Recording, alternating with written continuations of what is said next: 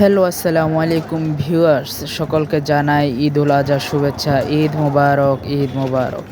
এখন আমরা ঢাকার উদ্দেশ্যে রওনা হয়ে যাচ্ছি সকালবেলা সকাল সকাল, এবং আমরা রাস্তার মধ্যে ঘুরে ঘুরে সুন্দর সুন্দর গরু দেখতে পাচ্ছি।